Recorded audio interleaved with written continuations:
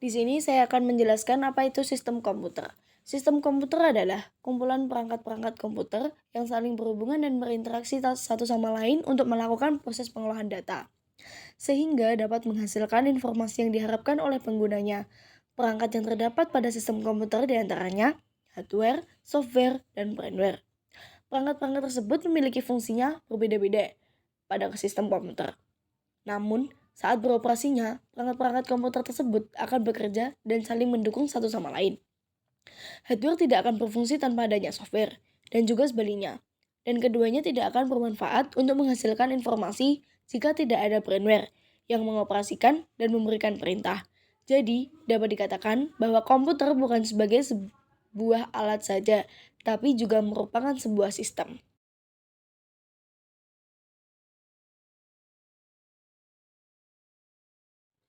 Yang pertama, ada hardware atau perangkat keras. Hardware merupakan perangkat komputer yang memiliki wujud fisik. Jadi perangkat ini dapat disentuh, misalnya seperti motherboard, prosesor, hard disk, memori, power supply, dan lain-lain.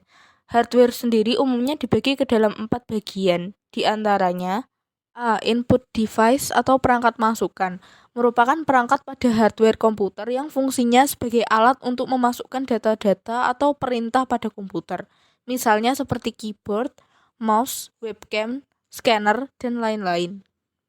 Input device atau perangkat keluaran merupakan perangkat pada komputer yang fungsinya untuk menampilkan hasil pemrosesan data-data, misalnya seperti monitor, printer, proyektor, dan lain-lain.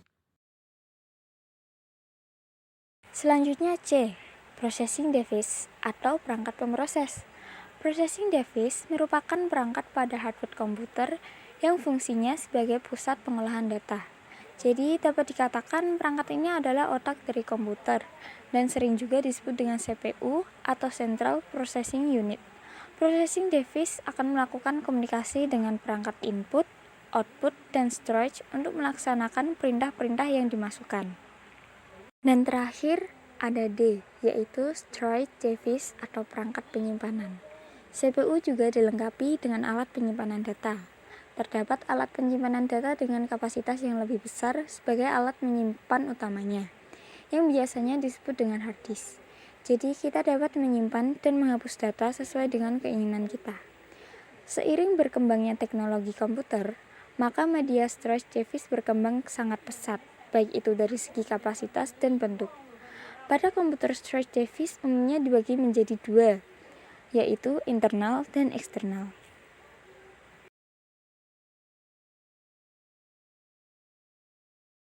Ada software atau biasa disebut dengan perangkat lunak. Software diartikan juga sebagai perangkat lunak. Jadi, perangkat ini tidak memiliki bentuk fisik seperti hardware. Software dapat diartikan juga sebagai suatu kumpulan data elektronik yang tersimpan dan diatur oleh komputer. Bisa berupa program ataupun koneksi untuk menjalankan berbagai macam instruksi perintah.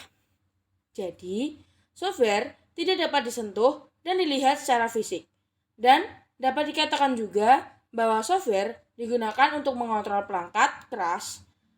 Software dibedakan menjadi beberapa macam, misalnya seperti operating system atau sistem operasi.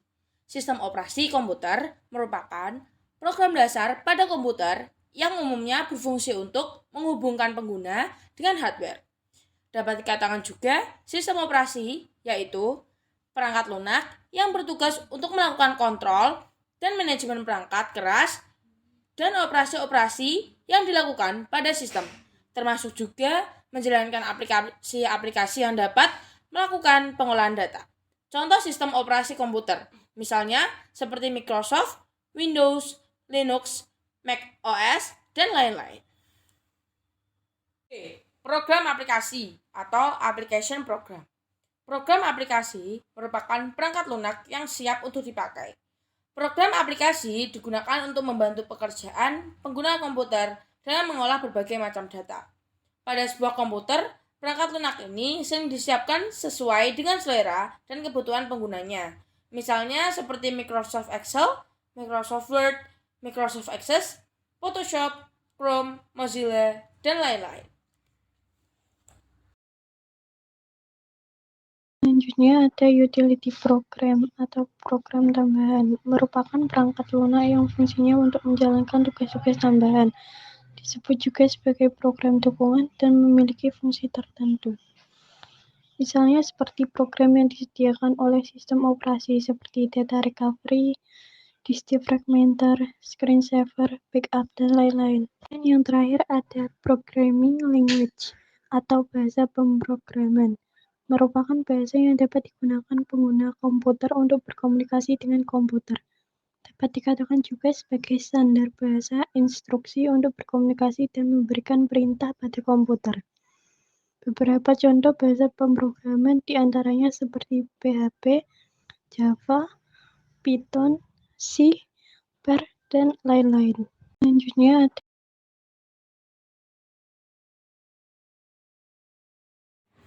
Yang ketiga adalah brainware, pengguna komputer. Brainware yaitu orang yang menjalankan atau mengoperasikan komputer. Brainware sangat penting karena komputer tidak dapat bermanfaat jika tidak dioperasikan oleh manusia. Jadi, brainware merupakan setiap orang yang terlibat dalam kegiatan-kegiatan pemanfaatan komputer.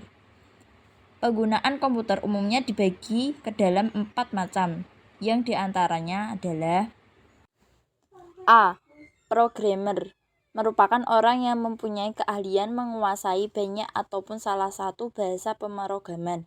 Beberapa bahasa pemrograman sering digunakan misalnya seperti PHP, Java, Python, C, dan lain-lain.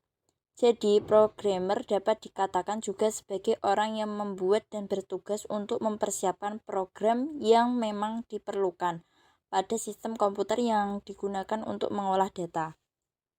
Berikutnya B. Sistem analis merupakan orang yang memiliki tanggung jawab terhadap penelitian, perencanaan, dan pengkoordinasian dan merekomendasikan pilihan software, hardware, dan sistem yang sesuai dengan kebutuhan penggunanya, perorangan, organisasi, dan perusahaan. Seorang sistem analis pun sangat berperan penting dalam proses pengembangan suatu sistem. Seorang sistem analis perlu memiliki 4 keahlian seperti analisis, teknis, manajerial, dan cara berkomunikasi dengan orang lain atau interpersonal. C. Administrator merupakan orang yang tugasnya mengelola suatu sistem operasi dan juga beberapa program yang sedang berjalan pada sistem komputer. Kemudian yang terakhir ada D. Operator merupakan orang yang memanfaatkan sistem komputer yang telah ada atau dia hanya menggunakan aplikasi-aplikasi tertentu saja untuk mengolah data.